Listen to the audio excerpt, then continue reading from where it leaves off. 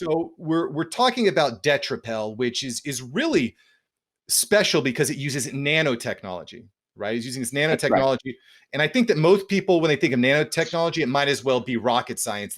It's not even the same stratosphere of something that we would ever even consider thinking about.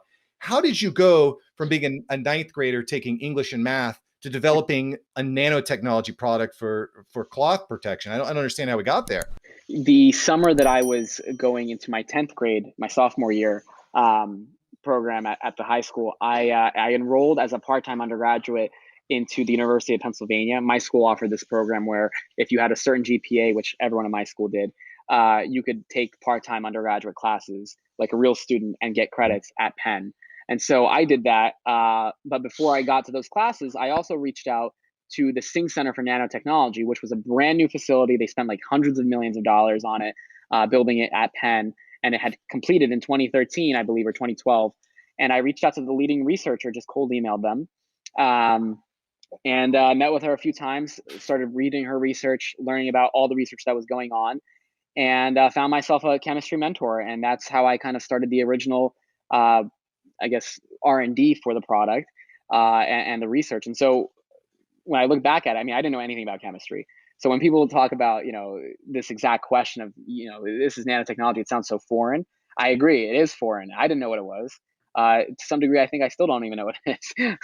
I'm kidding, but what you did was you put yourself with the right people, right? Correct. So something you've said a couple times here, which is just really remarkable to me, David, and we haven't even talked about how you actually got in touch with Mark Cuban, which is pretty typical.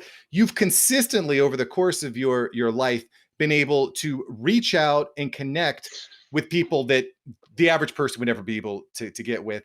On top of that, you're able to turn them into a mentor, which, I mean, I don't know if you recognize how rare of a skill that is, but that is just truly remarkable.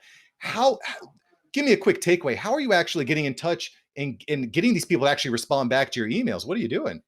Yeah, I mean, this is definitely the one key ingredient that I don't think I've ever talked about. Glad you brought it up, though. I think people are the most important thing in all aspects, life, business, whatever, right? Your team, whoever you have around you to help. There was a really good episode on Forbes. It was a video and an article that I watched that was written by one of the partners at First Round Capital, Chris Freilich. He wrote this article about how to get a hold of the busiest people that you know. This is when I was in ninth grade when I saw this, and essentially it laid out 10 steps on how to cold email and cold email specifically really busy people that normally would not open your emails. And so naturally, I learned all those 10 steps. I researched them, tried to craft my own email, and I emailed Chris Freilich. He got back to me, had a interesting meeting with him. And then I said, I'll email the owner of First Round Capital, the founder, Josh Kaufman, who sold Half.com to eBay for $350 million early in the early 2000s. So I thought, okay, this is a nice big step. Even though I kind of was familiar with him because I was in his offices every day for the program. But he responded and bought some product, and that was nice. And then I said, you know what? Let's go big or go home. And I learned how to email hunt. It was one of the first few hard skills I would say that I learned or taught myself, and found Mark Cuban. Mark Cuban's like 4 different email addresses.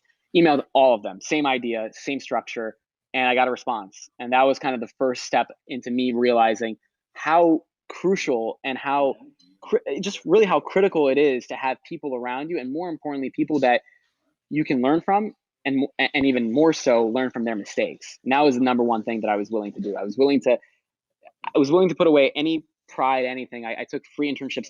I did 12 internships over my entire high school career, all for free. I never asked for a single dime.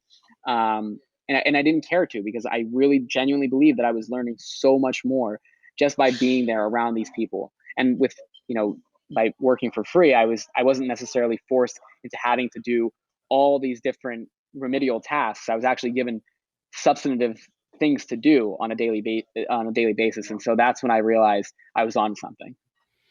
Yeah, so really taking on that executive role, putting yourself as close to the top as possible, because you it kind of rubs off on you, right? You get that proximity bonus. Super powerful. And I got to say, as far as a hard skill goes, knowing how to stand out, and then where to send those messages. Just absolutely brilliant. Absolutely brilliant. So smart. Thank you so much for watching. I'm glad you enjoyed this episode. I've got several other episodes right here for you. Smash one of these videos to make sure that you don't miss out on the tips, tools, and tactics of industry experts. Let's take that side hustle full time. Smash one of these links.